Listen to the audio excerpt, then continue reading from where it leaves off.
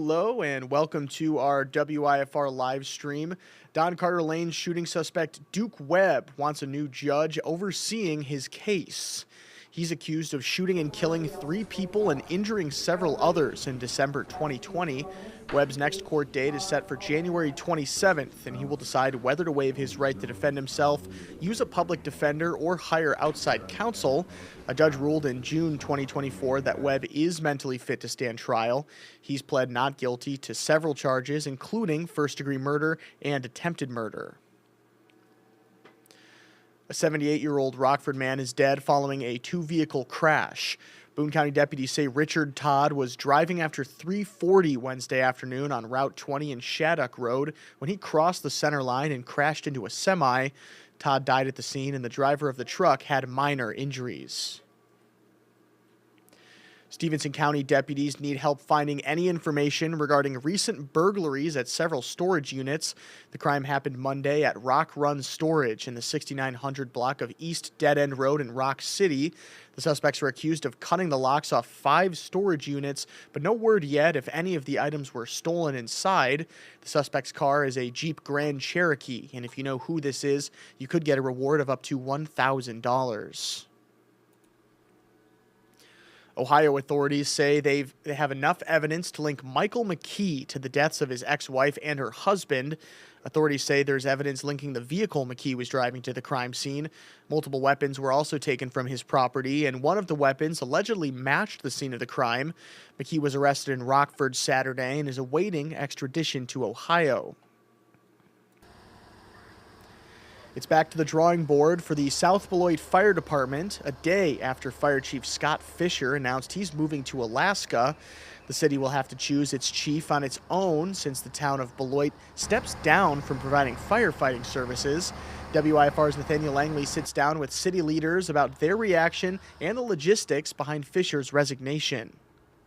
Hey folks, WIFR's Nathaniel Langley here, and I just got done sitting with 2 leaders from the city of South Beloit inside City Hall here, and we went over how exactly they're going to rebuild the fire department after the sudden resignation of the new fire chief just about 9 days after he took the job. Be sure to tune in later today on WIFR and eventually on WIFR.com to learn what their plan is. Several states, including Illinois, sued the Trump administration over holding hundreds of billions of dollars in grant funds. This comes almost a year after President Trump signed an executive order telling federal agencies to recognize a person's sex assigned at birth. According to Capital News Illinois, the Prairie State allows residents to change the sex on their birth certificate by signing a statement confirming their gender designation. Attorney General Kwame Raoul calls the order excluding and discriminate against people who are transgender. With many high schoolers starting the second half of their senior year, several college scholarship deadlines are near. Mercy Health has 5 different scholarships ranging from minority, veteran, ethnic minority nursing, and the Flora Taylor Scholarship. Those are all due January 23rd. The Rockford Promise deadline is set for February 5th. The funds are for students who plan on attending Rockford colleges or universities and attended RPS 205 all 4 years. We have a full list of scholarships available on our website at WIFR.com.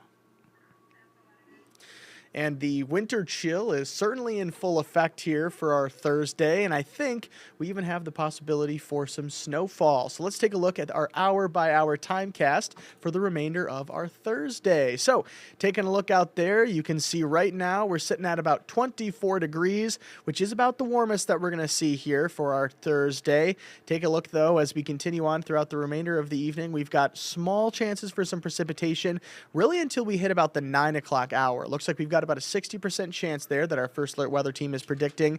And of course, also, I do have a little bit of notes here from meteorologist DJ Baker, and he says we're going to see some snowfall right after dinner time. There's going to be a bit of a pause overnight, and obviously, as you can see right there, around that 9, 10, 11 o'clock, that's when we're really going to see the bulk of any of that snowfall. Now, there's going to be a bit of that pause there from midnight, 1 o'clock, as you can see also on our hour-by-hour timecast, before there's a little bit more snow coming here in the morning.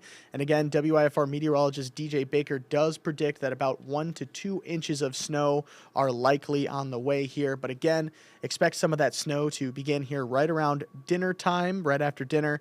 Take a little bit of a pause there overnight before we have a little bit more of that snowfall coming here in the morning.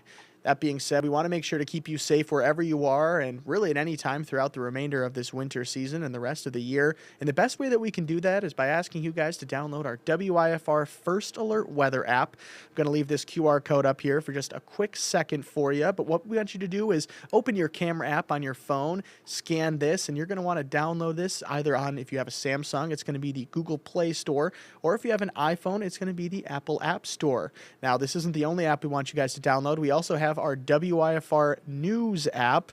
Now you're going to want to download these. These are 2 separate apps, of course, but we also want you guys to make sure that you're downloading our WIFR streaming app as well on those TVs that you guys have there at home, like the one you see behind me. That's available on Apple TV, Amazon TV, Roku TV, and Android TV.